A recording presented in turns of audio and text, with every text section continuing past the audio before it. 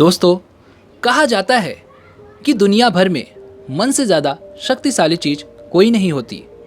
अगर किसी चीज़ को तुम पूरे मन से चाहो तो वो चीज़ तुम हर हाल में हासिल कर सकते हो, और ऐसा इस दुनिया के महापुरुषों ने भी कहा है। लेकिन अगर इसमें सच्चाई है तो हम में से अधिकतर लोग जब भी अपने मन की इच्छा जाहिर करते हैं या फिर किसी चीज़ को हासिल करने की कोशिश करते हैं तो वो चीज़ हमें हासिल क्यों नहीं होती।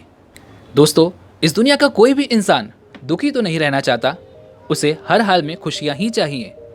वो सिर्फ और सिर्फ कामयाबी चाहता है, खूब पैसा कमाना चाहता है, लेकिन फिर भी उसके हाथ हमेशा नाकामयाबी लगती है। तो ऐसा दुनिया का कौन सा इंसान होगा जो कि नाकामयाब रहना चाहेगा और कभी ये नहीं सोचेगा यार कि मेरे पास पैसे हों। तो ऐसे में यहाँ पर दो चीज़ें निकल कर आती हैं। या तो इस दुनिया के वो महापुरुष गलत हैं जो कि ये कहते हैं कि जब हम सच्चे मन से किसी चीज़ को हासिल करने में लगते हैं तो वो चीज़ हमें मिल जाती है, या फिर हम जैसे लोग गलत हैं जो कि नाकामयाब हो जाते हैं। तो आज की ये जो कहानी है, इस कहानी में आपको एक ऐसा मंत्र मिलने वाला है जिस मंत्र की सहायता से आप अपने लिए वो सब हासिल कर सकते हैं जो आप चाहते हैं। इस कहानी से आपको ये भी समझ में आ जाएगा कि दुनिया भर में आकर्षण का नियम किस तरह से काम करता है। तो दोस्तों, ये कहानी बहुत ही छोटी है लेकिन आपके मन पर इसका असर बहुत ही गहरा होगा। तो हम ये कहानी शुरू करें उससे पहले मैं आपसे चाहता हूं कि अगर आप हमारे चैनल पर नए हैं तो चैनल को सब्सक्राइब और घंटी बटन को जरूर दबा दीजिएगा, और अगर आपको ये वीडियो थोड़ी सी भी पसंद आए तो वीडियो को लाइक और अपने दोस्तों के साथ शेयर भी जरूर कीजिएगा। ये कहानी शुरू होती है एक नगर से। उस नगर में एक व्यक्ति रहा करता था जो हमेशा सिर्फ और सिर्फ दुखी ही रहता था। उसका कोई भी काम कभी भी सफलतापूर्वक पूरा ही नहीं होता था। घर में आता तो घर में हमेशा एक कलेश बना रहता, किसी से मदद मांगता तो कोई उसकी मदद करने को तैयार ही नहीं होता। चारों तरफ से उसे दुखों ने घेर लिया था, मानो दुखों का पूरा पहाड़ उसी पर टूट पड़ा है। उसे लाख कोशिशों के बाद ये समझ नहीं आ रहा था कि भला इन दुखों से मैं कैसे आगे निकलूं, कैसे इनसे पीछा छुड़ाऊं। इसी कारण की वजह से वो रात भर सो भी नहीं पाता था, क्योंकि उसके दिमाग में बस यही विचार चलते रहते थे। वो इतना ज़्यादा परेशान हो चुका था कि उसके मन में गलत गलत विचार भी आने लग गए थे। लेकिन अपने परिवार की चिंता में वो इस कदम को नहीं उठा पाता था। वो इतना ज़्यादा दुखी हो चुका था कि उसने एक दिन ये निर्णय लिया कि चाहे कुछ भी हो जाए वो अपने दुखों से पीछा छुड़ा कर रहेगा, चाहे इसके लिए उसे कितनी भी मेहनत क्यों न करनी पड़ जाए। ऐसे ही एक दिन वो अपने खेत में बैठा हुआ था कि तभी वहाँ पर उसका एक मित्र आया। उसने अपने मित्र को अपनी सारी बातें बताई और उसके बाद उसने उससे उसका हल पूछा। उसके मित्र ने कहा कि क्यों न तुम किसी बाबा से मिलो, क्योंकि बाबाओं के पास कई सारे मंत्र होते हैं जो तुम्हारी काफ़ी मदद कर सकते हैं, जिससे तुम्हारे सारे दुख मिट सकते हैं। तुम्हारा जीवन खुशियों से भर जाएगा और तुम्हें धन संपदा भी अवश्य मिलेगी।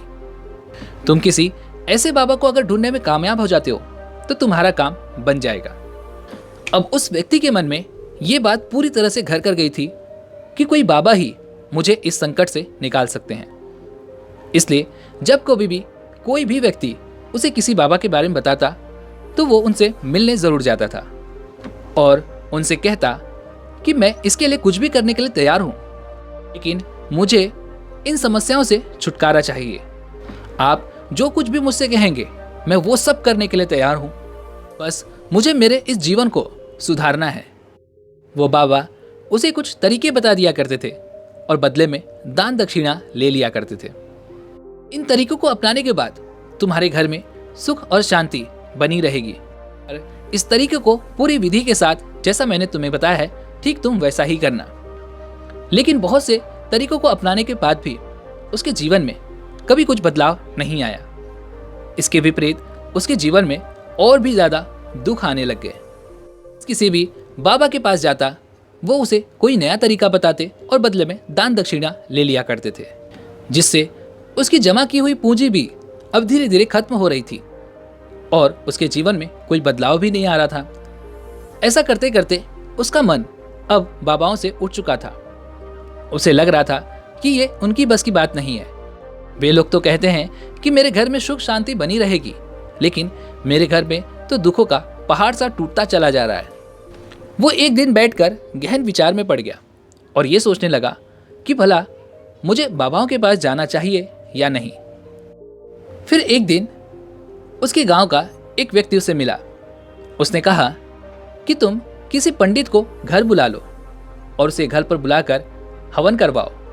हवन करवाने से तुम्हारा घर शुद्ध हो जाएगा, जिससे जितनी भी बुरी ऊर्जाएं तुम्हारे घर में हैं वो घर से बाहर हो जाएंगी और तुम्हारे घर में सुख शांति और साथ ही धन की प्राप्ति होगी। आदमी के मन में ये बात बैठ गई। उसने एक पंडित को अपने घर बुलाया, हवन करवा दिया। हवन अच्छी तरह से और पूरे विधि विधान के साथ संपन्न हुआ। बदले में पंडित ने भी अच्छी दान दक्षिणा भी ले ली और उसके बाद पंडित जी वहां से विदा ले लिए। लेकिन कुछ ही दिनों के बाद उस आदमी को महसूस होने लगा कि उसके जीवन में अभी तक कोई बदलाव नहीं हुआ। दुख अभी भी उसके पास यूं ही मंडरा रहे हैं, बल्कि वो पहले से और भी ज्यादा परेशान रहने लग गया। अब तो उसे लगने लगा था कि मेरे जीवन में से ये दुख कभी खत्म होगा ही नहीं। एक दिन वो इसी तरह से गहन चिंता में डूबा हुआ था। तभी उसका एक मित्र उसके घर अचानक आ पड़ा। उसने अपने मित्र को अपने ऊपर बीती हुई सारी बातें बता दी।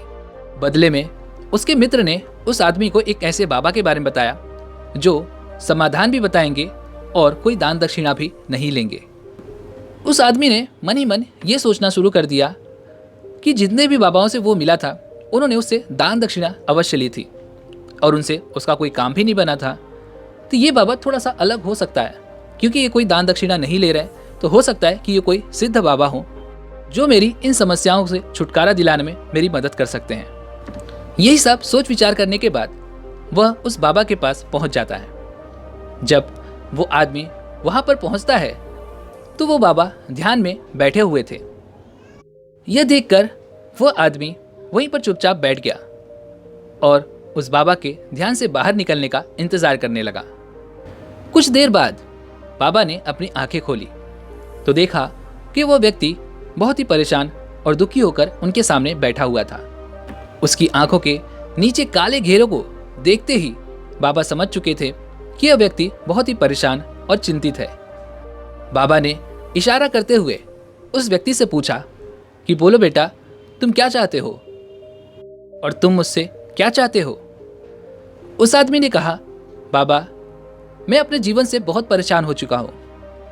मैंने अपने दुखों परेशानियों को दूर करने की बहुत सारी कोशिश की, इनसे छुटकारा पाने के बहुत सारे रास्ते अपना लिए, लेकिन हर तरकीब नाकामयाब हो गई। हर कोई बाबा जो मुझे बताता था वो तरकीब मैं पूरे विधि विधान के साथ करता था, लेकिन इसका कोई परिणाम नहीं निकला, बल्कि मेरे जीवन में और भी दुख बढ़ गए और मैं और ज़्यादा परेशान रहने लग गया। मुझे समझ ही नहीं आ रहा कि मैं क्या करूं।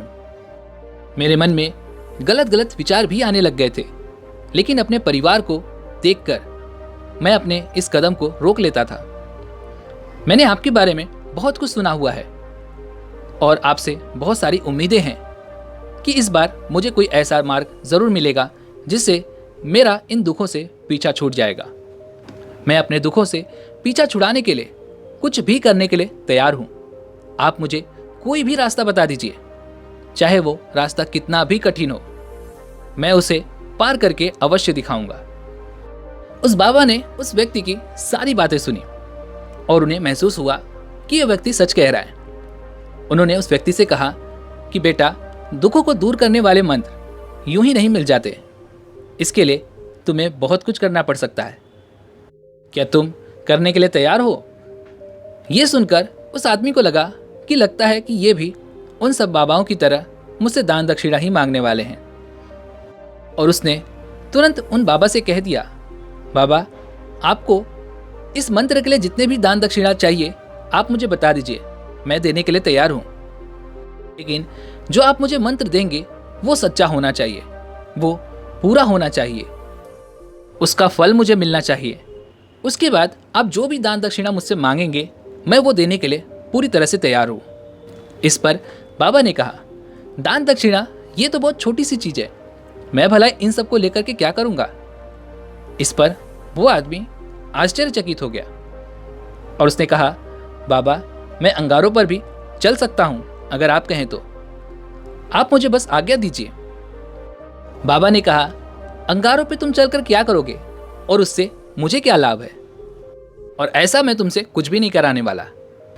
मैं तुमसे जो मंत्र बताने वाला हूँ ये बहुत कठिन मंत्र है, इसे पूरा कर पाओगे? उस आदमी ने कहा, बाबा आप मुझे बताइए तो सही, मुझे जो भी करना होगा मैं उसके लिए तैयार हूँ। इस पर बाबा ने उसे कहा कि यहाँ से जब तुम अपने घर तक जाओगे तो रास्ते में तुम्हें अपने मन में ये दोहराते हुए जाना है कि मैं सुखी हूँ, मैं सुखी हूँ, मैं सुखी हूँ।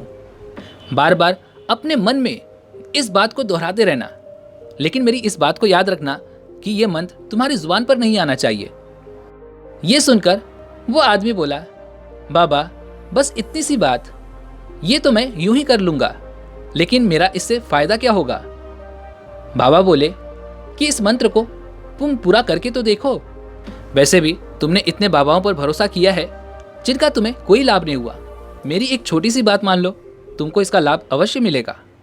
वह आदमी मन ही मन सोचने लगा कि चलो, ये बाबा कोई दान दक्षिणा भी नहीं ले रहे और मुझे एक छोटा सा मंत्र ही तो दिया है, चलो मैं कर लूंगा। उस व्यक्ति ने कहा, ठीक है बाबा, मैं इस मंत्र को जरूर पूरा करूंगा। वह आदमी यह कहकर वहां से उठकर जाने लगा। तभी पीछे से बाबा ने उसे आवाज लगाई और कहा कि जब तुम अपने मन में यह मंत्र दोहरा रहे होगे तो तुम्हारे मन में बंदर का विचार बिल्कुल भी नहीं आना चाहिए। अगर तुम्हारे मन में बंदर का एक पल भी विचार आया तो यह मंत्र सिद्ध नहीं हो पाएगा।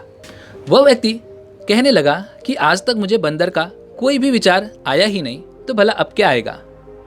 इस पर वह व्यक्ति कहता है कि बाबा आप निश्चिंत हो जाइए, मैं अपने मन में बस एक ही मंत्र दोहराऊंगा कि मैं सुखी हूँ, इसके अलावा मेरे मन में और कोई भी विचार नहीं आएंगे। यह कहकर वह बाबा के आश्रम से चल पड़ा। वह अपने मन में दोहरा रहा था कि मैं सुखी हूँ, मैं सुखी हूँ। तभी अचानक उसके मन में बंदर का ख्याल आ गया। बंदर का ख्याल आया और तुरंत चला गया। लेकिन वह व्यक्ति इस सोच में पड़ गया कि आज तक मुझे कभी बंदर के कोई ख्याल आए ही नहीं, तो भला आज अचानक से मेरे मन में बंदर का ख्याल क्यों आ रहा है?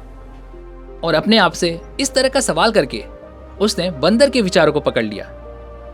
वो ये भूल गया था कि मुझे मंत्र दोहराना है और वो बंदर के बारे में मुझे नहीं सोचना है।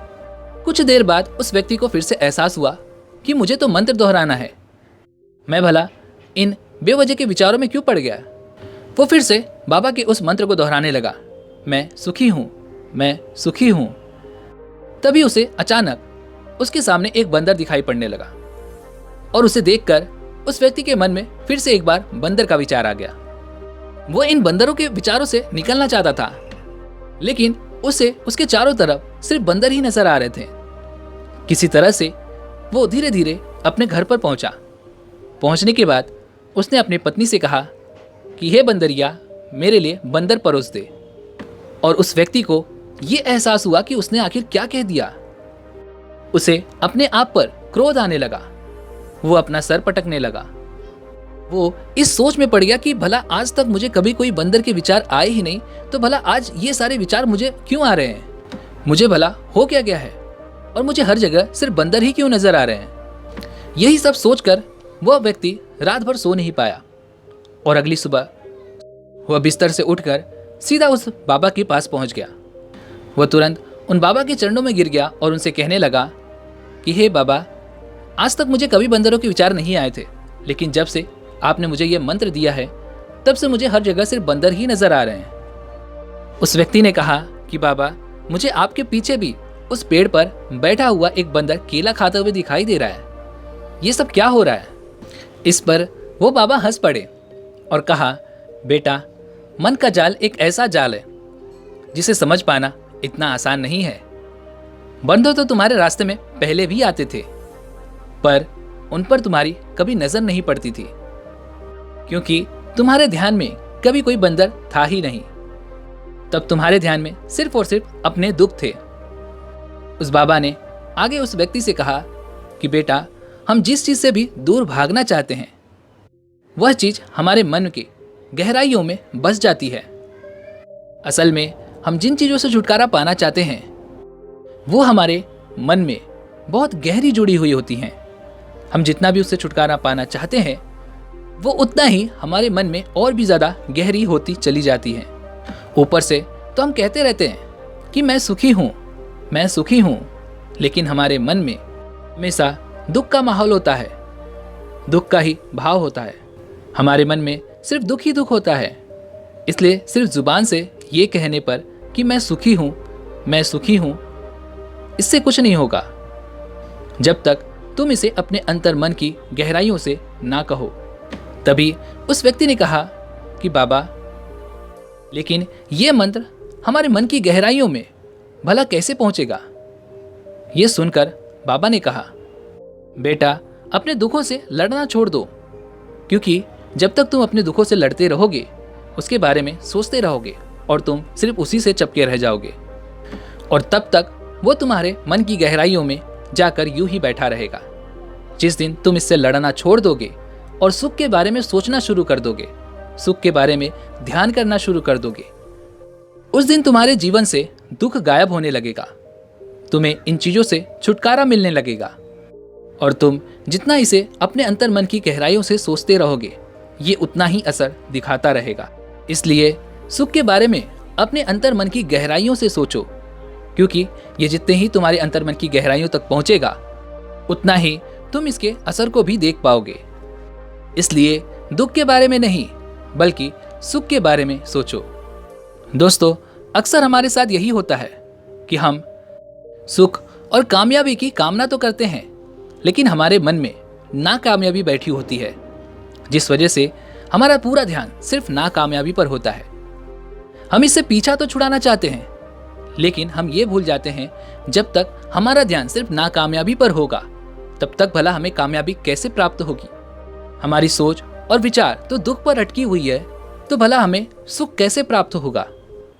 इसलिए अपनी सोच का नजरिया बदलो, क्योंकि जब तक आपके मन में कामयाबी की भावनाएं नहीं होंगी, तब तक भला आप कामयाब कैसे हो सकते हैं? जब तक आपके मन में, आपके विचारों में सुख की भावनाएं नहीं होंगी, तब तक भला आप सुख की प्राप्ति कैसे कर सकते हैं? दोस्तों, उम्मीद है कि आपने आज की इस वीडियो से कुछ न कुछ सीखा होगा। तो वीडियो को लाइक और अपने दोस्तों के साथ शेयर जरूर कीजिएगा और हमें इसी तरह से सपोर्ट करने के लिए चैनल को सब्सक्राइब और घंटी बटन को भी जरूर दबा दीजिएगा। चलिए मिलते हैं ऐसी एक और वीडियो में, तब तक के लिए अपना ख्याल रखें। धन्यवाद।